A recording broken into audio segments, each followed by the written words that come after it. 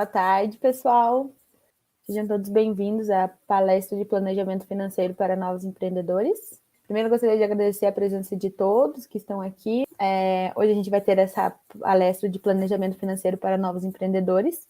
O palestrante de hoje é o Rômulo Daniel. Ele é graduado em administração pelo Positivo, pós-graduado em gestão estratégica pela UTFPR e inovação empreendedora pela UNOeste. Ele também tem certificação profissional Ambima, CPA, e ele é educador financeiro e membro da ABFIN, Associação Brasileira de Educadores Financeiros, além de ser um empreendedor. Então, eu vou chamar ele aqui. Oi, Rômulo, seja bem-vindo aqui. Muito obrigada pela sua presença. Oi, Fernanda. Agradeço também a acolhida e reforço aí a tua gratidão para os que estão participando com a gente nesse bate-papo.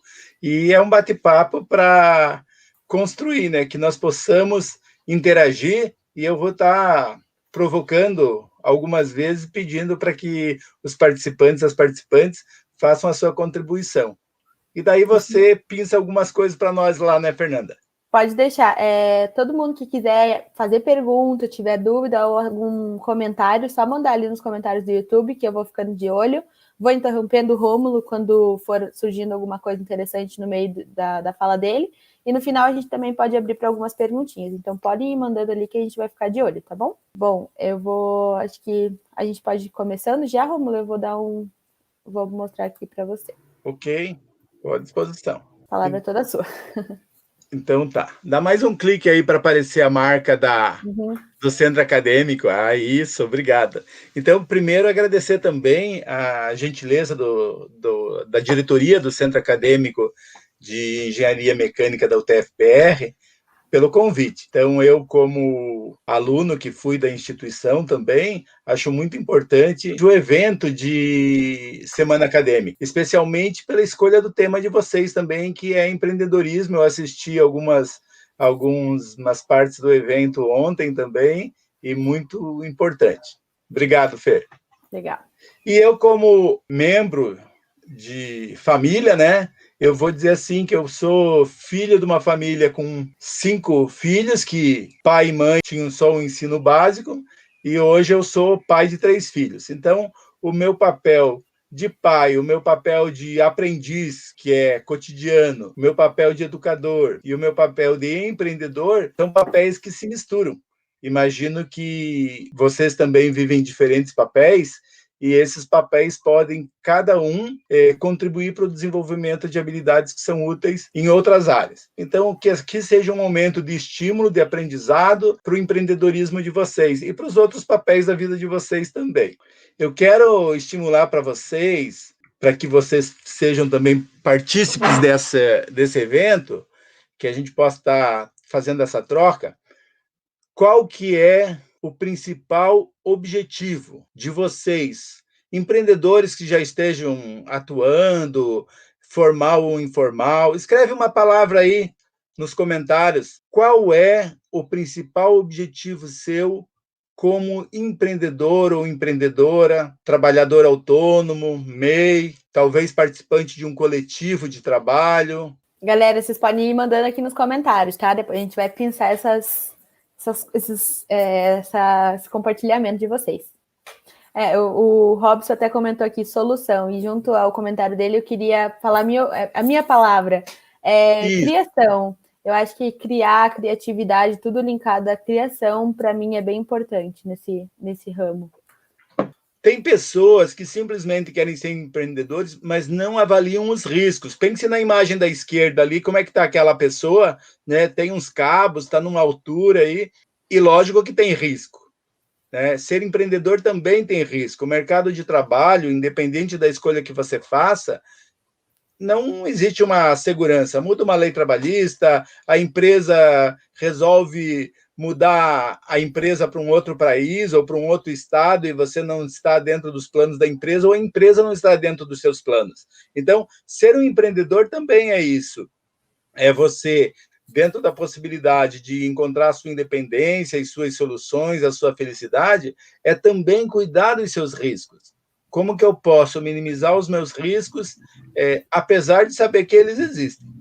E na outra figura, a pessoa ali está carregando um peso mais ou menos nas costas, né? Então, quando cada um de nós escolhe um caminho, avaliar o que da bagagem que nós já temos vai contribuir para frente, vai contribuir para esse caminho novo, né? Às vezes ficar bravo ou irritado ou ter autocrítica muito alta não permite que se coloque o plano para rodar, não coloca o plano em ação. Então, começa por crítica, por dificuldade, por problema, fica tão grande que eu não consigo andar. Eu vou ficar parado com um monte de problema nas costas e a minha ideia não sai do papel. Então, são 3 imagens, né, para se pensar, e agora vai aquela que a Fernanda já deu spoiler.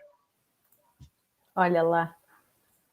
Olha lá, cocriação, né? Então, que ser empreendedor, ser um trabalhador autônomo, ser um trabalhador em coletivo de trabalho, pode ser um momento de usar a criatividade, de usar a alegria, de usar uma habilidade nova que a gente tem, de se desenvolver, de fazer um caminho que, embora seja um caminho que exija equilíbrio, exija competência, ele pode ser um caminho divertido. Olha lá, tem uma tenda de circo lá na frente, pode ser um caminho alegre e pode ser um caminho que vai dar muita felicidade, usando uma palavra que já usaram aqui e que se usa também em outros eventos, né?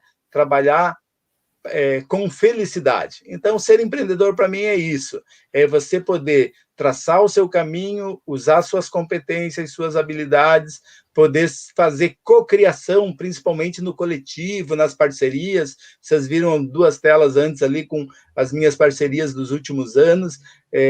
Fica mais possível, né? E cria novas opções também para cada um de nós atingir os nossos objetivos, atingir os nossos sonhos. Lá no começo, vocês viram como planejamento financeiro. Hoje, quando se fala em planejamento financeiro, é um pedaço da educação financeira, é um pedaço da gestão de finanças. Então, eu gostaria que também vocês colocassem aí na tela, nos comentários, o que você entende como educação financeira. O que é mais importante para você nesse momento buscar de conhecimento, de informação, enquanto um novo empreendedor ou um empreendedor já estabelecido, ou um trabalhador, uma trabalhadora que está com vontade de ser empreendedora ou um empreendedor? Eu vou começar a responder aqui, então, já que enquanto está vindo os comentários, que eu estou pensando aqui, porque, né, eu sou uma empreendedora bem nova aqui, tá bem recente. E, para mim, acho que educação financeira é a organização, assim. Se eu fosse meio que definir em poucas palavras, organização para eu conseguir fazer meu planejamento, né? Legal, muito importante isso. Organização, né? Organização não é só no processo produtivo, sim, mas é no back-office também, né? Ali na organização do estoque, organização da gestão, da tomada de decisão. Olha aqui, ó, a Renata está falando organização, a Juliana, conhecer sobre melhores investimentos, valores de taxas e tarifas, interessante também, né? O Robson, sim, aprender a analisar cenários e não dar passos maiores do que podemos no momento versus recursos com o recurso financeiro. A Júlia também não ficar perdida entre os números, isso é importante. Muito, né? Show a participação do pessoal aí. Então, é bem legal isso, que cada parte disso é uma parte da educação financeira. A organização, os investimentos, análise de cenários. Parece que a gente vai falar um pouquinho de cada coisa, talvez um pouco menos para a Júlia ali sobre investimentos, mas vamos falar sobre reserva financeira sim, Júlia. Escolhas de investimento, colocar ali, não ficar perdido entre números. Por acaso, eu estou fazendo uma palestra de educação financeira, um papo, uma interação com vocês, e eu acho que nenhuma tela tem número aqui, tem valores. Por quê? Porque a minha definição de educação financeira, gente, é que ela é um processo continuado de transformação. Então, a partir do momento que você busca, através do seu autoconhecimento e de escolhas conscientes, onde você não vai fazer, talvez, a compra por impulso ou começar uma linha de produto sem antes pensar ou pesquisar se tem cliente para aquilo. Não vai simplesmente gastar um dinheiro antes para depois ver se você recupera. Mas você vai conseguir fazer essa transformação pessoal com o autoconhecimento e escolhas conscientes para conquistar a sustentabilidade financeira pessoal, familiar e nos negócios. Então, educação financeira não é só para você, não é só de investimentos e não é só para o seu negócio. É para o seu negócio, seu empreendimento, para a família que você vive e para as pessoas que você ama e para as suas finanças pessoais também. Então, o foco para mim, né, muito útil o que vocês trouxeram, agregue, com certeza está dentro de algum pedacinho dessa definição que eu coloco para vocês. É o foco no desenvolvimento dos potenciais e das competências das pessoas. Então, eu não preciso ir lá estudar matemática para ter educação financeira, mas eu posso parar para pensar se aquilo que eu estou consumindo hoje é adequado no volume, no valor, na origem de como é produzido, o que envolve a cadeia de produção.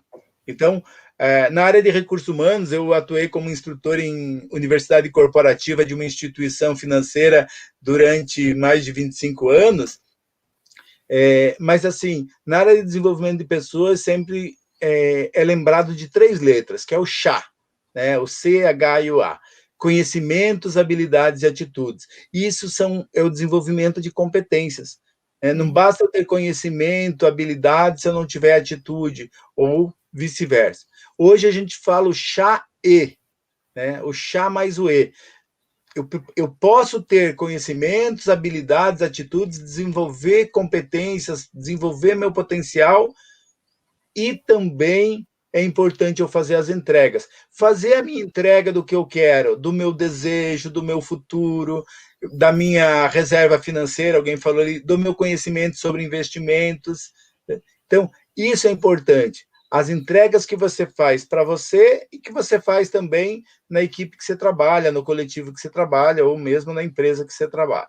Então, educação financeira, gente, bem amplo, tem a ver com comportamento, com atitude mental, inclusive. E mais uma provocação para vocês.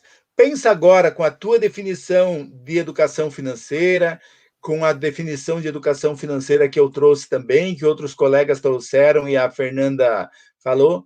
Que nota você avalia a sua atual educação financeira? Eu vou pedir até para a Fernanda depois pensar algumas, sem citar o nome das pessoas, Fernanda. Tá, pode deixar. Mas escrevam aí, de 0 a 100, pensando como é que você avalia a sua atual educação financeira. Como é que você planeja, como é que você decide, como é que está o teu autoconhecimento e as suas escolhas, como é que está a sua sustentabilidade familiar, pessoal, na questão financeira, e se você já participa de um negócio, no negócio que você participa, no empreendimento que você participa.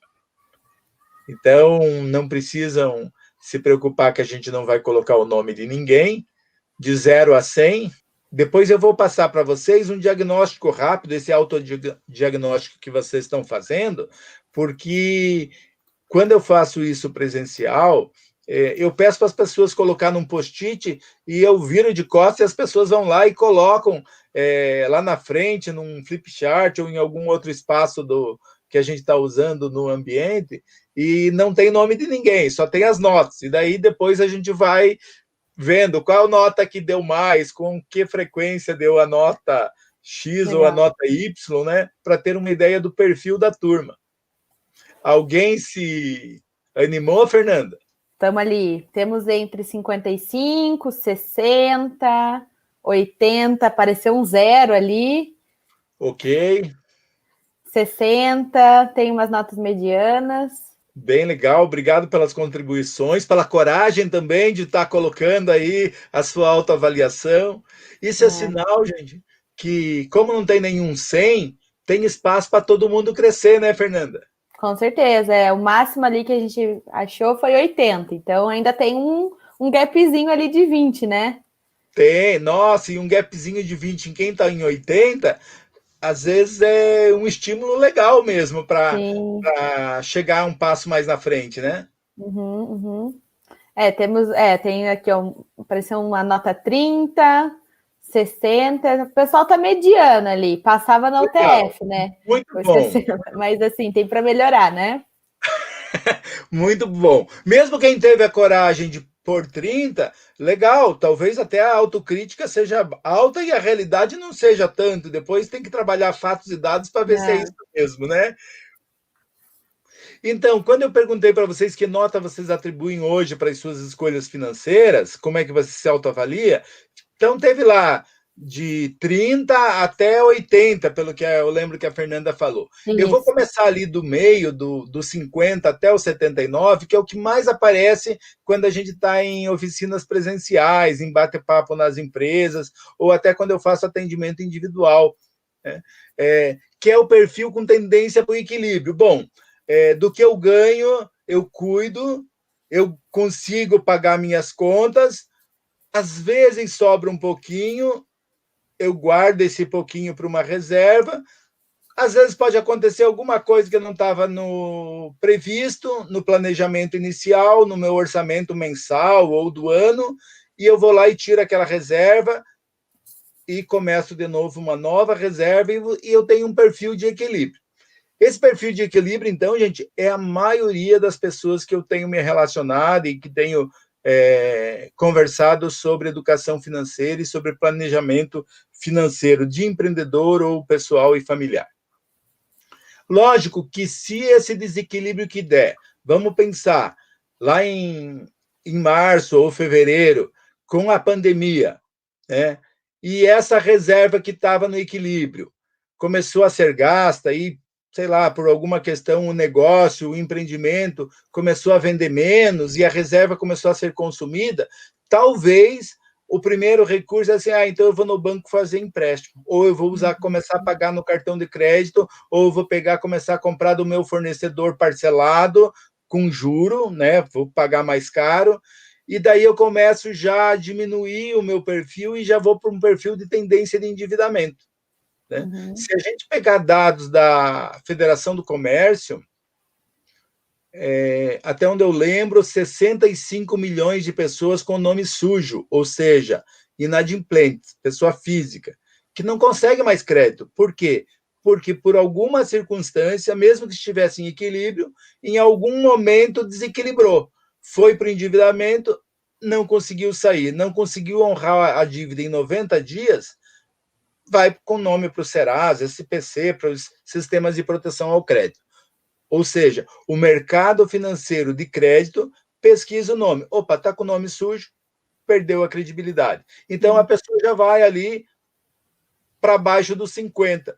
Se tiver mais complicado, talvez até super endividado. Aquelas pessoas que, com a renda que tem atualmente, não conseguem pagar a dívida. Não conseguem, muitas vezes, atender um mínimo da sua manutenção.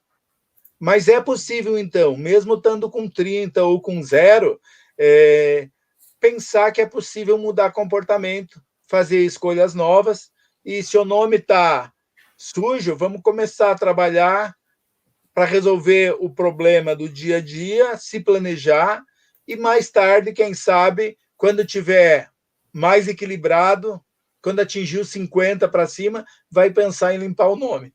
Primeiro, pensar na alimentação, na saúde, nessa busca do equilíbrio pessoal. Quem do equilíbrio consegue fazer um planejamento usando as competências e habilidades que tem, com certeza o empreendedor tem muitas habilidades e uma delas é a perseverança, né? A resiliência de experimentar de novo, de tentar. Então, com o planejamento, ele começa a melhorar e alguns falaram que tinham 80, né, Fernanda? Teve Então um já que teve estava ali um de 80. perfil. Oi? Tem de 80 já. Teve. Isso. Então, já tem um perfil com tendência para investidor. Investidor não no sentido de colocar dinheiro no mercado financeiro, como alguns falaram ali de conhecer mais investimentos. Isso lá no mercado financeiro, que é regido por normas do Banco Central, existe uma obrigatoriedade as instituições financeiras, quando a pessoa começa a investir, a fazer a avaliação do perfil do investidor, que é o API que a gente chama. Então, quando você começa a ter um perfil de investidor, começa a guardar dinheiro, as instituições financeiras tendem a te oferecer produtos do mercado financeiro próximo ao seu perfil, mais conservador, mais arrojado, super conservador, né? Ou você, enquanto uma pessoa investidora, pode pensar em investir no seu negócio ou numa atividade que você acredita, num coletivo que você acredita, e você pode passar a se tornar um investidor de negócios e não um investidor de mercado financeiro. Olha só para quem está abaixo dos 50. A ABFINC, que vocês já sabem, é a Associação Brasileira de Educadores Financeiros, em parceria com a Unicamp, que é a Universidade de Campinas, bastante reconhecida aqui no Brasil e fora também, em 2008 fez uma pesquisa em 100 grandes empresas do país, daquela lista das melhores para se trabalhar, e de todos os níveis de renda, desde diretoria, presidência, até as pessoas da área operacional com uma renda menor.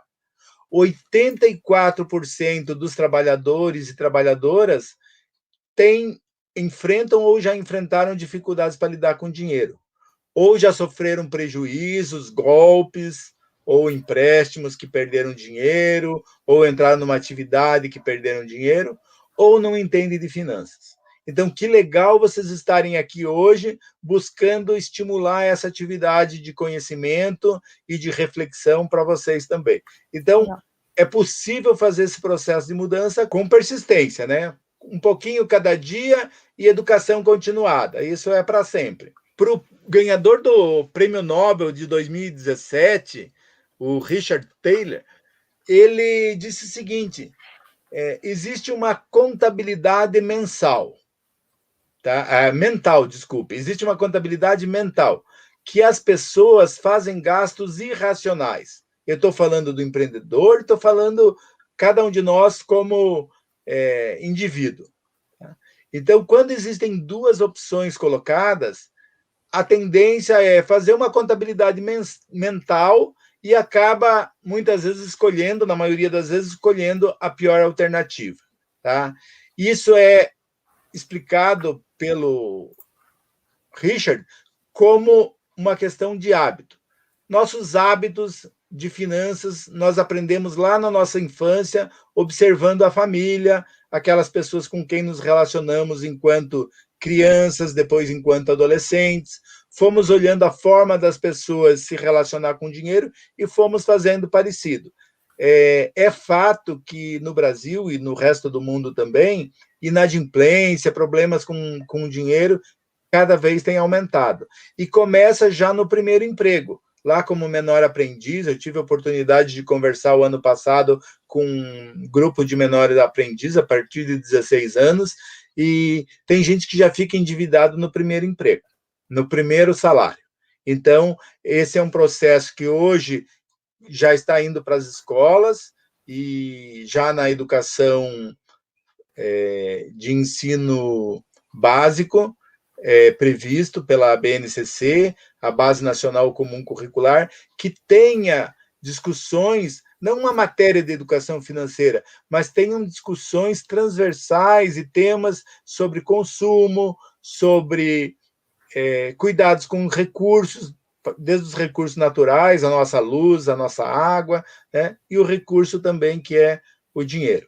Então, tempo para refletir. Então, não tomar as decisões por impulso é um dos fatores também que pode ajudar a não fazer gastos irracionais em função da contabilidade mental. Olha só, então, a partir do estudo do Prêmio Nobel de 2017, decisão de fazer dívidas é em função de uma fantasia que a gente tem, que a gente pode pagar a prestação. Ah, eu ganho 1.000, a prestação é 100, lógico que eu posso pagar, então eu faço uma prestação de 100. No mês seguinte, eu continuo ganhando 1.000, aparece mais uma oportunidade, eu faço uma prestação de 200, e daqui a pouco eu já estou comprometendo 50% do meu salário, porque a prestação cabe no meu salário. né? Então, é uma fantasia. Tem que trabalhar com os fatos e dados, acompanhar, seja por planilha, por anotação, mas verificar como é que está meu orçamento, o que é possível fazer. Decisão também com desqualificação de análise. Ah, não, eu vou comprar, eu gosto, eu não vou buscar informações para ver se tem mais barato. Hoje eu comemorei recentemente 33 anos de casado. E eu lembro que a minha esposa, na época, quando ela entrava numa loja, a gente era namorado ainda, ela dizia assim, eu gostei disso, e comprava. Na época se usava muito cheque. Eu dizia, mas você não vai pesquisar? Ela dizia assim, não, eu gostei, e ela compra. Hoje, ela diz assim para mim, quando eu digo, vamos comprar tal coisa, ela diz assim para mim, mas a gente precisa? Então, eu acho muito engraçado que eu consigo perceber essa mudança, que muitas vezes a minha compra por impulso, ela é impedida porque a minha esposa, ela tem, hoje eu penso, um processo diferente de compra que ela tinha há tantos anos atrás. Então, falta de informações, falta de orientações profissionais, falta de dados concretos, falta de análise de tendência, alguém falou isso, né, de análise de tendências ali atrás, faz uma decisão sem considerar as opções alternativas. Ok, eu quero isso, que opções eu tenho? Mais baratas, mais versáteis.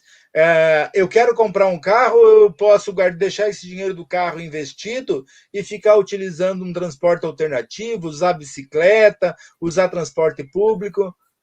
Esses dias foi um tema que eu abordei numa entrevista de TV recentemente.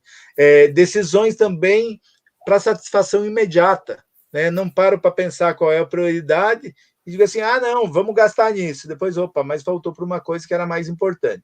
E decisões também irracionais, estimuladas por necessidade de afeto. Então eu estou triste, eu vou para o shopping, né? Ou de estima, se eu trocar o carro, eu vou fazer uma imagem melhor no trabalho ou na roda de amigos, ou de reconhecimento também, né? Eu tenho um emprego bom, eu preciso ter um carro do ano, né? Ou eu tenho um negócio que está dando certo, eu tenho que chegar com um carro de 100 mil para impressionar meu cliente.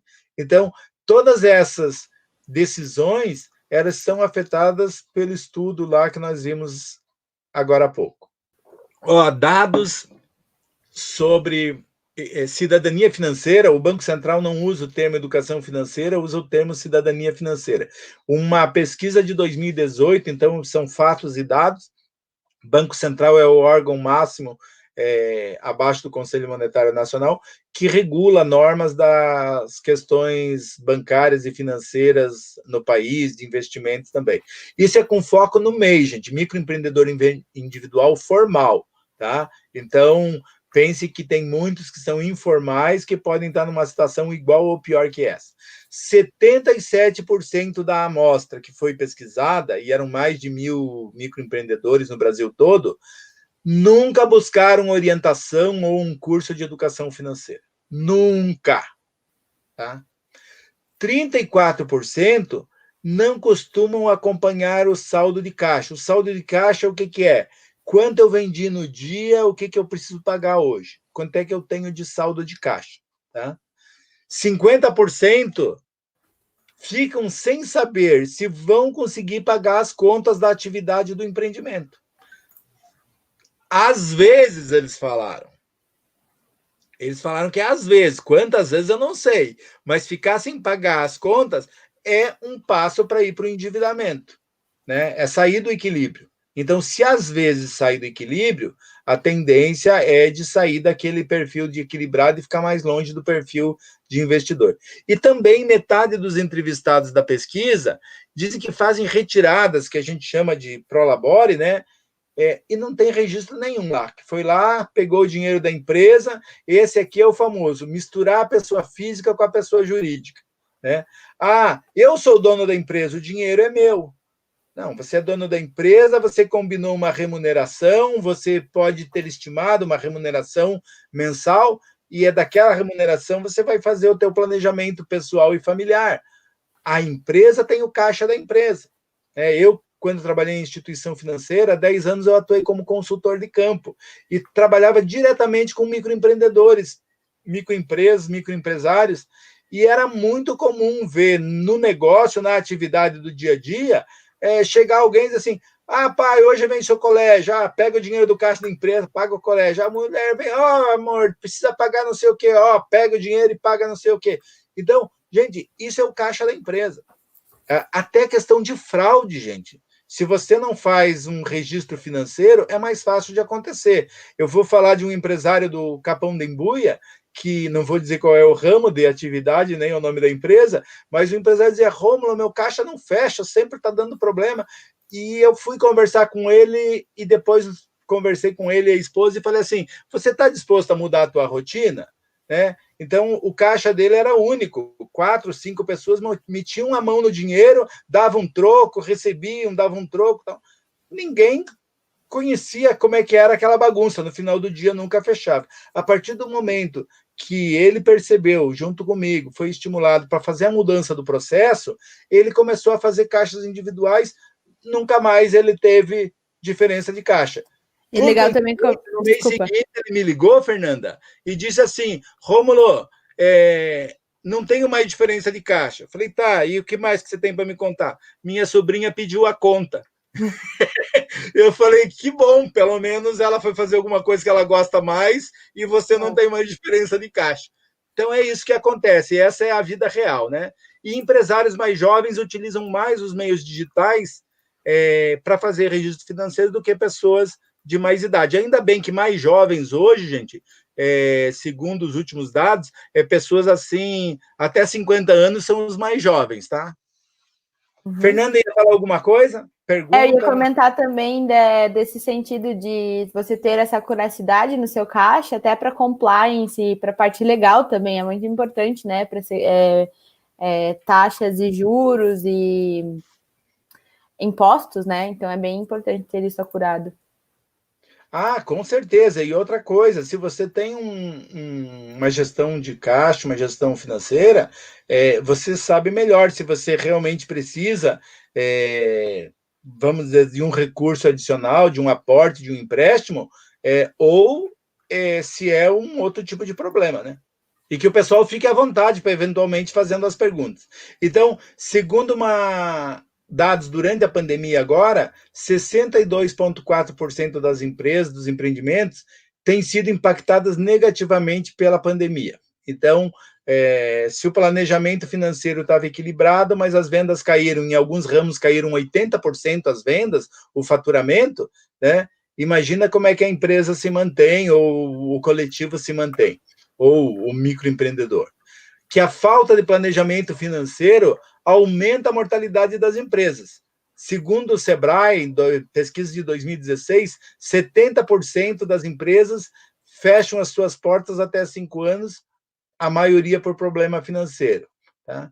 E nessa mesma pesquisa do Sebrae, 6 em cada 10 empreendedores pretendem ter uma empresa maior no futuro. Então, para ter uma empresa maior, precisa estar mais organizada, precisa ter uma gestão melhor financeira, precisa conhecer de investimentos. Isso é bem legal. E agora a gente chega numa parte, vamos dizer assim, de conceitos, de orientações do ponto de vista financeiro. Talvez vocês nunca tenham pensado em ponto de equilíbrio, em faturamento, talvez já tenham vivido prejuízo, talvez já tenham tido a necessidade de fazer um investimento inicial para um negócio, lembrar que existem custos fixos e variáveis, que existe um resultado financeiro, que é o lucro ou a sobra, que existe um fluxo de entrada e saída de dinheiro, e que é importante ter as reservas financeiras e o capital de giro também, uma parte bem disponível, né, para atendimento das necessidades imediatas do empreendimento e do negócio. Com essa imagem, gente, eu quero começar, então, trazendo quase todos os conceitos. Eu não sei se a Fernanda tem como apontar ou com uma seta aqui, ali. Acho que dá para ver, né? Aí, ótimo, Fernanda. Então, o ponto de equilíbrio está bem destacado, né, gente? Ponto de equilíbrio é um momento que acontece que você já consegue pagar suas contas e não precisa tirar mais dinheiro do bolso. Ele não vai, geralmente, acontecer no momento zero. Vai precisar de um tempo que nós vamos estimar que pode ser que numa empresa leve 3 meses ou 3 semanas para chegar no ponto de equilíbrio, ou para outras empresas pode levar 12 meses para chegar num ponto de equilíbrio, que até 12 meses ela vai estar colocando dinheiro em cima, porque as vendas não foram suficientes, o faturamento não foi suficiente para pagar os custos que tem para manter a empresa aberta. Então, lá embaixo, gente, nós temos um investimento inicial. Mesmo que esse investimento inicial não seja recurso financeiro. Eu estou começando o meu negócio é prestação de serviços, e eu tenho um computador usado, e esse meu computador vai ser a minha forma de prestar serviço online, usando esse meu computador usado. Ok, é um computador usado que a pessoa física está emprestando para a pessoa jurídica. Qual que é o valor desse computador? Vai considerar um valor de investimento inicial? É desse computador que vai ser o meu ganha-pão, né? Então, a partir do momento que você tem um investimento inicial, o trabalho vai ser para pagar esse investimento inicial e cobrir os custos. Coloca a setinha ali em custos do lado esquerdo, por favor, Fernanda. Para mim é do lado esquerdo.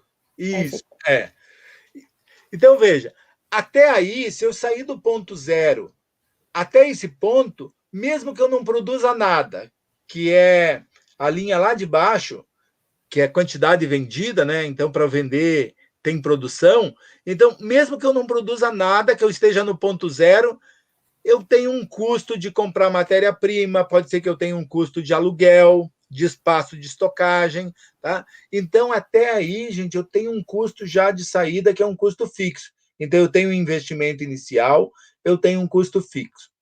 À medida que eu for produzindo, e daí seguindo na linha de custos lá para cima, onde está escrito resultados, em direção ao ponto de equilíbrio, vai de custos para cima, tem um espaço ali que antes de eu chegar no ponto de equilíbrio é prejuízo. Eu tive um investimento inicial, eu estou tendo um custo fixo para produzir, tá? Mas eu ainda não consigo vender o suficiente para cobrir todas as despesas que eu preciso, tá? Então, olha só, esse tempo entre sair do ponto zero e chegar no meu ponto de equilíbrio vai depender do teu giro de mercadoria, do faturamento que você tem, do preço que você calculou, tá? E à medida que você for produzindo, antes de chegar no ponto de equilíbrio, você vê que o seu custo vai aumentando, porque começa a ter também um outro custo, que é o custo variável, que está num rosinha mais claro ali, ou numa cor mais clara. Salmão, talvez. Então, esse custo variável, se a gente começar lá na parte que está escrito custos, ele vai subindo em direção ao ponto de equilíbrio. Quer dizer, quanto mais eu produzo, mais custo eu tenho. Eu tenho mais custo de embalagem, eu tenho mais custo de energia, eu tenho mais custo, talvez, de mão de obra, se tem uma equipe trabalhando lá, né? Então, eu vou ter, além do custo fixo, mais o meu custo variável, porque vai por lote de unidades, e depois do ponto de equilíbrio que eu começo a ter resultado positivo, que eu começo a ficar no azul. Uhum. Um grande problema. As pessoas começam a ter um faturamento e acham que faturamento é lucro, é resultado. Eu ganhei 1.000 hoje. Não, a empresa vendeu 1.000, mas se você gastou 2.000 para receber 1.000, você está no prejuízo. Então, tem que ter essa atenção para o custo. Tem um professor que eu tenho acompanhado as aulas dele recentemente, professor da PUC Campinas, professor Dimas, ele tem trabalhado muito a questão de custo.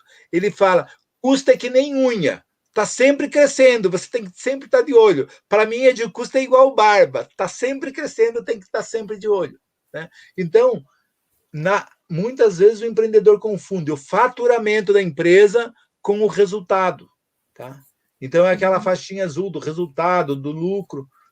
Então, esse faturamento que eu tenho é um faturamento bruto, tirei todas as despesas. Eu já fiz uma reserva de emergência para a empresa. Se mês que vem eu não vender igual eu estou vendendo hoje, eu já fiz uma reserva, talvez, para começar a pagar o investimento inicial. Os meus investidores querem o retorno em 24 meses, talvez em 12. Da onde vai sair esse dinheiro?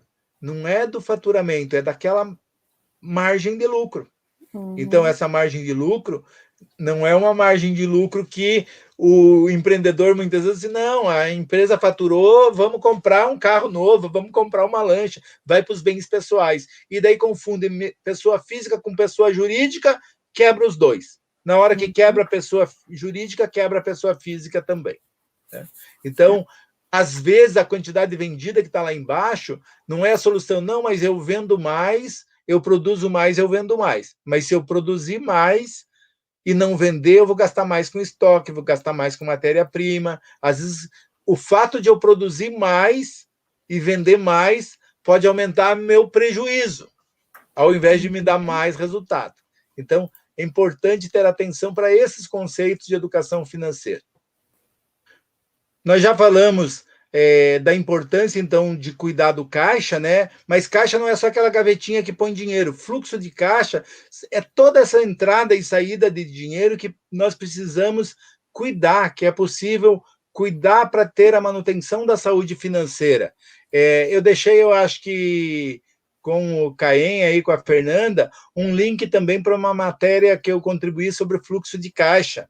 Então, contribuí nessa matéria numa revista eletrônica ano passado. Então, fica para vocês aí um estímulo para dar uma lida aí em 3 ou 4 páginas, onde a gente falou sobre fluxo de caixa também.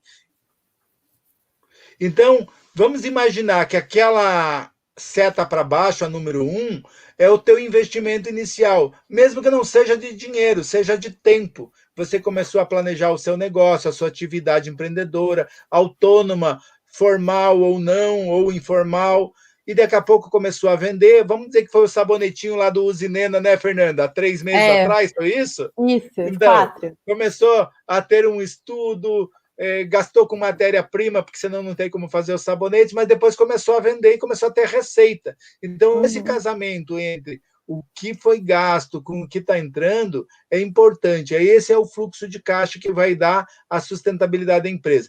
Não dá para comprar à vista e vender a perder de vista, né? Porque senão você vai estar sempre descasado entre o dinheiro que entra e o dinheiro que você precisa para pagar as contas dos teus fornecedores.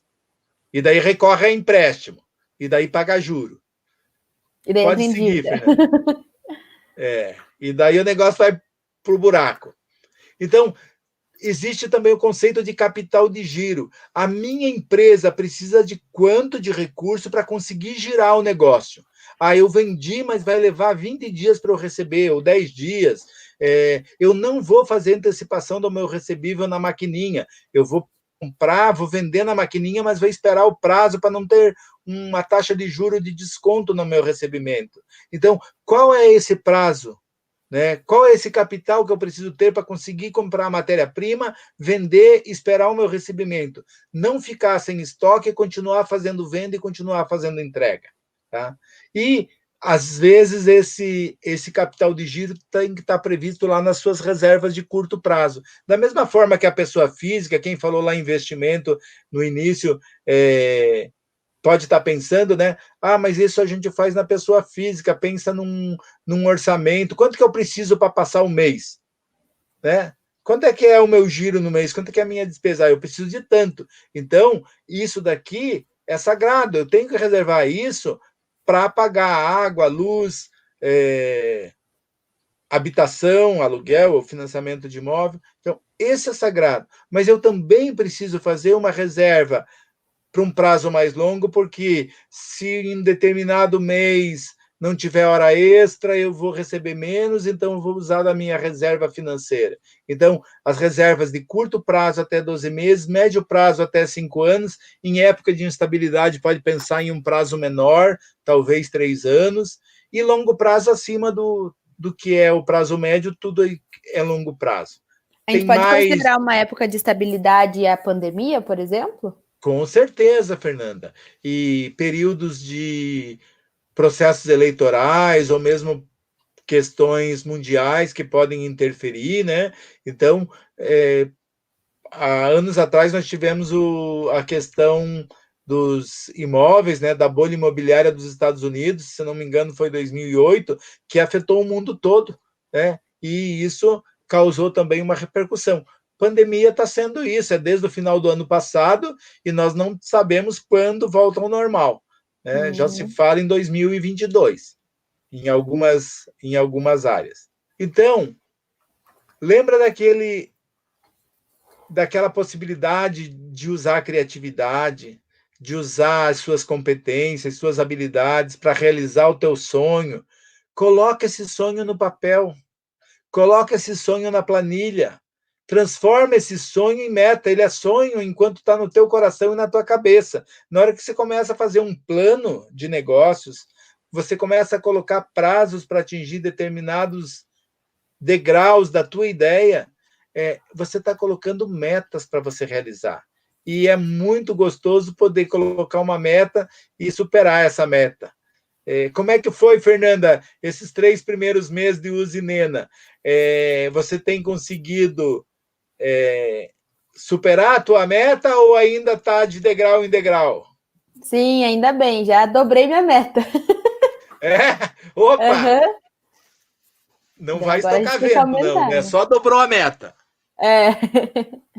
Mas que bom, é sinal que está tendo um resultado, provavelmente o cliente, o mercado, está aceitando o produto melhor do que você imaginava, é isso? Isso, exatamente. Que legal saber disso. Pode tocar para frente, então. Então escrevam aí, gente. Não precisa escrever na tela, mas escrevam para vocês aí. Comecem depois do bate-papo aí, já começar a escrever os sonhos, transformando em meta. Então, sonhar é bom, mas para realizar pode ter importância também começar a fazer. E para começar a fazer, precisa ter aquele propósito que vocês colocaram lá no início. Né? Então, ter um propósito para a jornada. Ciclo PDCA é uma ferramenta, tá, de planejamento. Eu não vou entrar aqui em detalhes, mas o PDCA é o planejar, desenvolver, checar e agir. PDCA é uma ferramenta de planejamento, de organização. Então, fazer escolhas, se permitir mudanças, buscar autoconhecimento, ter qualidade de vida, ter autonomia, isso é resultado de sustentabilidade financeira. Então, tem gente que diz assim, não compartilhe os teus sonhos. Eu digo ao contrário, compartilhe os teus sonhos. Compartilhe com as pessoas que você ama, compartilhe com as pessoas que você tem projetos parecidos, compartilhe com as pessoas que você admira. Claro, sonha e compartilha teu sonho, sim.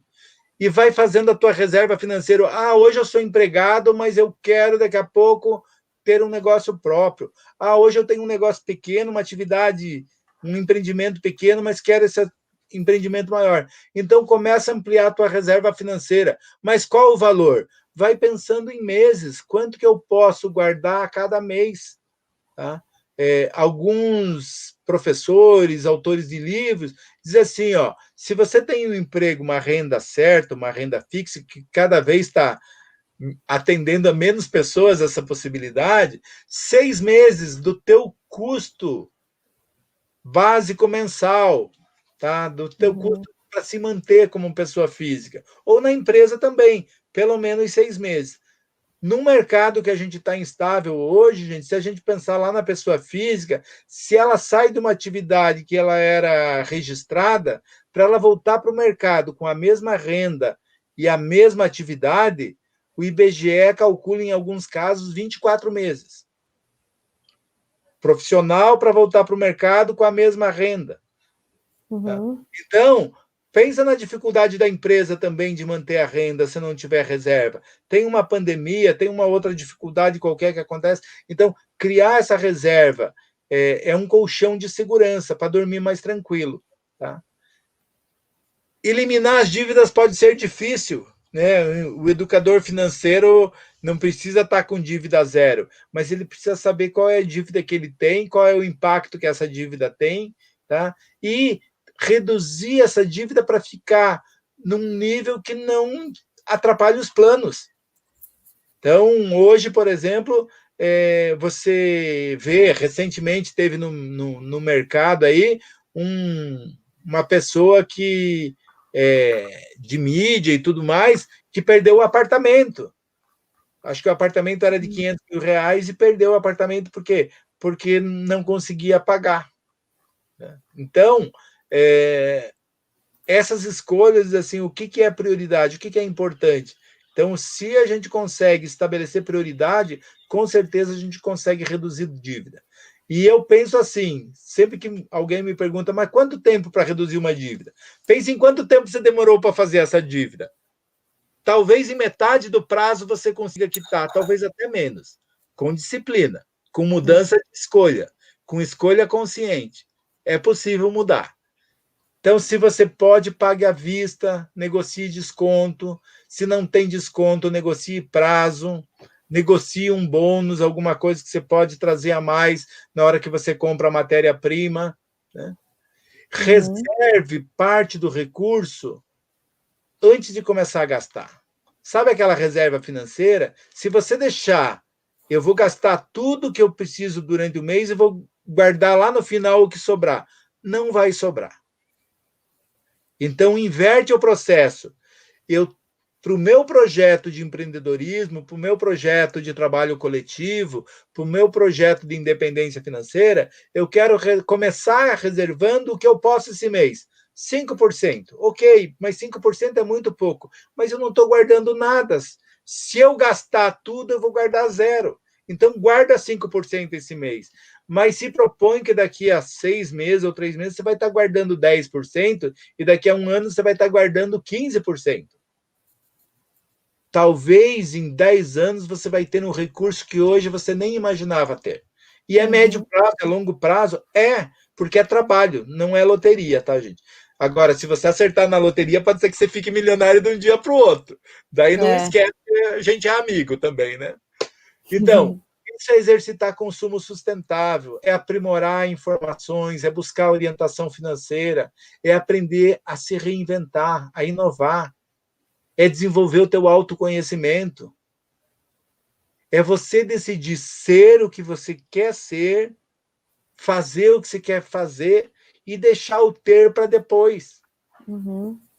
A dívida vem quando você quer ter antes de ser ou de fazer as coisas que podem ser feitas e podem ser construídas no médio e no longo prazo. Uma charge do Armandinho, que eu gosto muito, que a Fernanda pode ler para mim, Fernanda? Claro. Essencial à vida de todos os seres vivos começa com a letra A. Como você conseguiu errar essa? É óbvio que é água. O que você colocou na prova? Amor. Olha só, e água é tão necessária, né? Ninguém vive sem. Agora que a gente está em período de racionamento, a gente percebe. E amor é mais necessário ainda, gente. Então, fazer com amor, pensar com amor, se relacionar com amor, com afetividade, tenho certeza que contribui também para um sucesso como empreendedor, como trabalhador, como trabalhadora, como profissional autônomo, tranquilo. E deixo aqui, então, um espaço aí, se as pessoas, alguém quiser fazer alguma pergunta, algum comentário, não sei se tem aí, Fernanda. Legal. Ó, o Robson mandou, muito legal, palestra participativa, objetiva e muito reflexiva, Rômulo, muito obrigado. Legal, obrigada, Robson. Bem. Eu queria agradecer também, Rômulo, sua presença, sua disponibilidade aqui pra gente, foi ótima. Tema super importante, né, que nem sempre é falado. Se você puder disponibilizar, se alguém tiver uma dúvida específica, pode mandar, então, direto Claro, e-mail. por e-mail, por WhatsApp, tranquilo. Fiquem todos à vontade, então, tá bom, gente? Muito obrigada pela presença de no todos. No Insta e no Facebook também. Isso, tem todos aqui as redes sociais. Obrigada pela presença de todos, pessoal. Obrigada, beijo Rômulo. grande a todos.